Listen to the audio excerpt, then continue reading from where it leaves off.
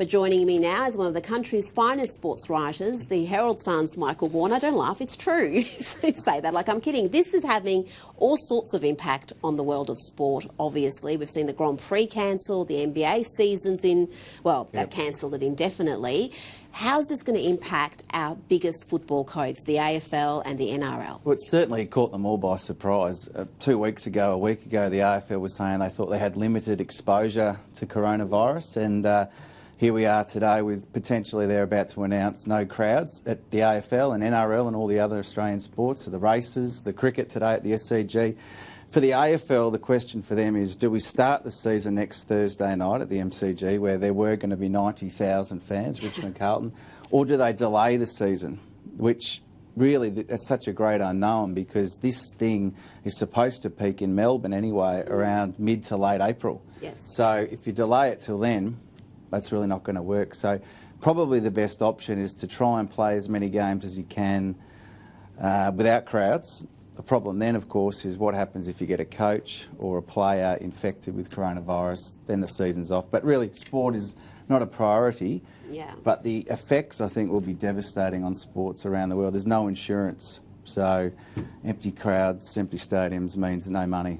And we have already seen players, elite players and coaches infected. As the reason the NBA season's been called off, 2 Utah Jazz players were tested positive to coronavirus, and overnight the Arsenal coach has also tested positive, so that entire team now has to go into lockdown.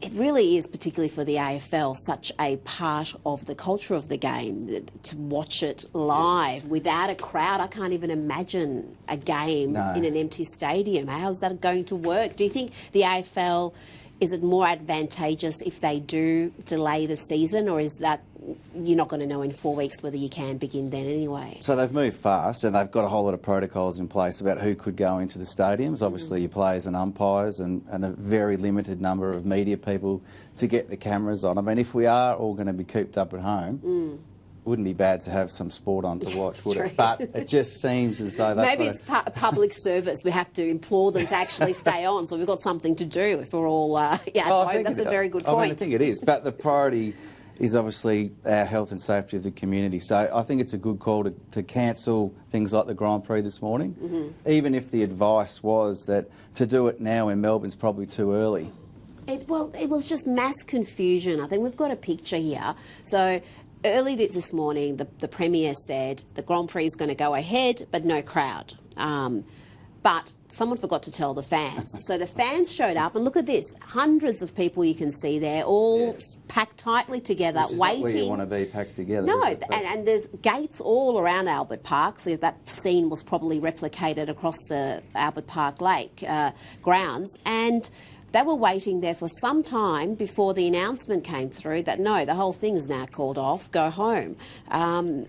It hasn't been handled brilliantly, has it? But look, there were other photos taken this morning of the drivers at the airport leaving the country. So regardless of whether the government wanted to call it off, there was going to be no cars to go around the track.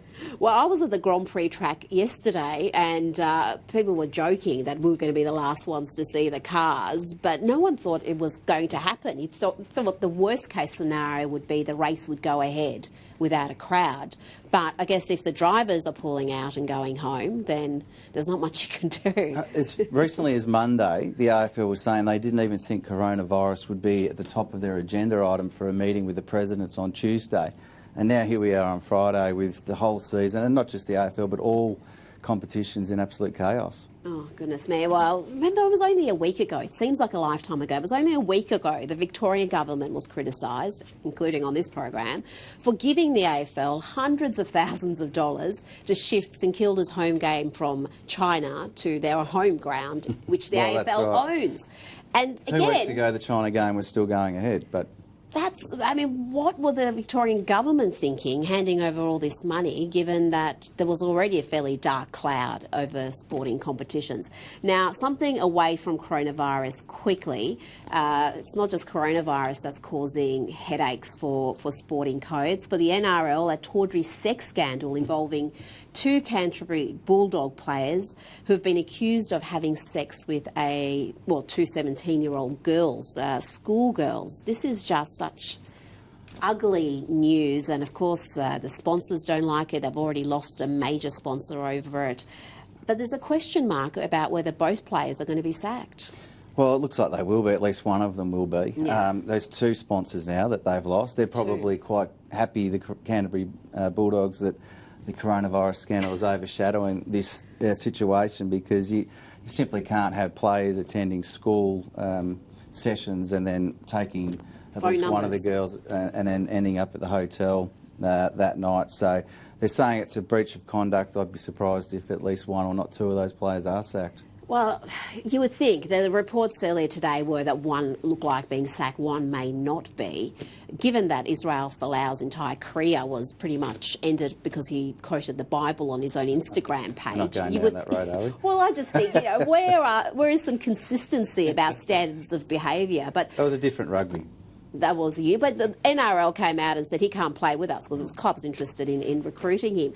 The Daily Telegraph also reports today that the NRL's leading gender advisor, Dr. Catherine Lumby, has declared that this is not a sex scandal, it's a workplace conduct issue, and the players have done nothing criminal. Dr. Lumby said, "I don't like the word sex scandal because it implies that these young women, like it was all inappropriate. Women over the age of consent are allowed to have sex, and plenty of them do." I just find that approach utterly bewildering. We're talking about schoolgirls There's a here. duty of care, surely, if you're going to take a bunch of footballers into a school, that you don't end up with this scenario there. So that's madness. Well, if she's their leading advisor on these issues, maybe that we've identified perhaps a bit of a problem there. The AFL has been a lot better, we've got to say, at handling these sort of scandals, though they had to sack a couple of their own executives for ploughing the junior fields of their staff, didn't they? Not junior as in age, but junior ranking. So it is an issue that football still has with standards of behaviour, particularly concerning women. No doubt. And just a few other sporting issues. So the US Masters is coming up. That's in April. That's probably the biggest golf event in the world and the richest. All US PGA golf tournaments are off until that one, when they'll have to decide. So every chance that gets called off as well. And in the cricket, today in the Sheffield Shield and the game up there in Sydney, they've banned the players from using the spit to shine the ball, which makes a bit of sense. It does. You don't in this environment want to be licking anything. Thank you, Michael Warner, for joining me.